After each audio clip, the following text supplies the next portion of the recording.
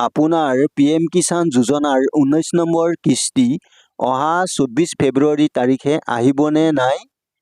হিতাধিকাৰীৰ তালিকাত এনেদৰে চেক কৰিব পাৰিব নিজৰ নাম। নমস্কাৰ কৃষক বন্ধু বান্ধৱীসকল, আশা কৰোঁ ভালে আছে। প্ৰথমে ডিজিটেল ভক্ত ইউটিউব চেনেলৰ পৰা আপোনালোক সকলোকে ৱেলকাম জনাইছোঁ।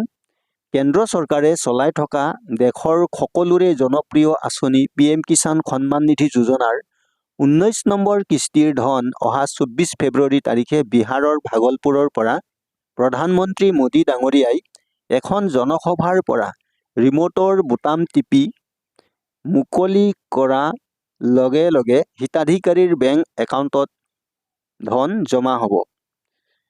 বন্ধু বান্ধৱীসকল, এতিয়া কথা হ'ল কোনসকল কৃষকৰ একাউণ্টত কিস্তিৰ ধন জমা হ'ব। যিসকলৰ eKYC লেণ্ড চিডিং আৰু বেংক আধাৰ চিডিং ঠিক আছে আৰু যিসকলৰ বেনিফিচাৰী লিষ্টত নাম আছে, সেইসকল কৃষকৰ বেংক একাউণ্টত PM কিষাণ আঁচনিৰ 19 নম্বৰ কিস্তিৰ ধন জমা হ'ব।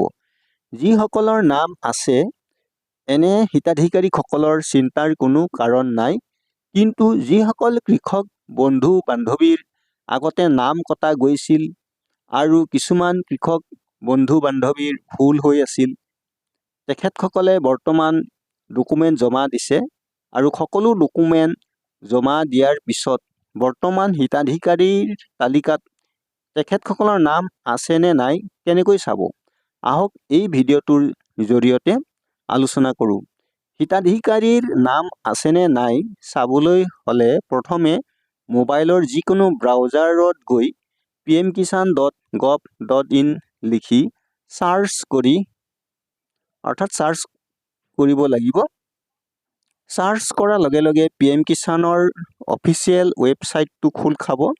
তাৰপিছত তললৈ স্ক্ৰল কৰি গৈ থাকিলে বেনিফিচাৰী লিষ্ট বুলি লিখা থকা অপশ্যনটো ক্লিক কৰি প্ৰথমে ষ্টেট, তাৰপিছত ক্ৰমান্বয়ে ডিষ্ট্ৰিক্ট, ছাব ডিষ্ট্ৰিক্ট, ব্লক আৰু ভিলেজ অৰ্থাৎ নিজৰ district, village, sub district, block এইবোৰ ক্লিক কৰি আকৌ গেট ৰিপৰ্টত ক্লিক কৰিলে আপোনাৰ নাম আছেনে নাই চাব পাৰিব। কৃষক বন্ধু বান্ধৱীসকল, যিসকলৰ নাম কটা গৈছিল তেখেতসকলৰ বেনিফিচাৰী লিষ্টত নাম থকাৰ উপৰিও তেখেতসকলে eKYC ঠিক আছেনে নাই আৰু আধাৰ চিডিং বেংকৰ লগত আছেনে নাই আৰু মাটিৰ যিটো লেণ্ড চিডিং বুলি কয় সেইটো ঠিক আছেনে নাই সেইটো চাব পাৰিব। কৃষক বন্ধু বান্ধৱীসকল, যদি আজি এই চেনেলত প্ৰথম আহিছে তেন্তে চেনেলটো ছাবস্ক্ৰাইব কৰিব, যাতে আগলৈ আহিব লগা নতুন আপডেটবোৰ পাই থাকে আৰু আপোনাৰ বন্ধুবৰ্গক যিমান পাৰে সকলোকে ভিডিঅ'টো শ্বেয়াৰ কৰিব, যাতে সকলোৱে এই খবৰটো আগতে পাব পাৰে। কৃষক বন্ধু বান্ধৱীসকল, আজিৰ নতুন আপডেট ইমানেই। ধন্যবাদ।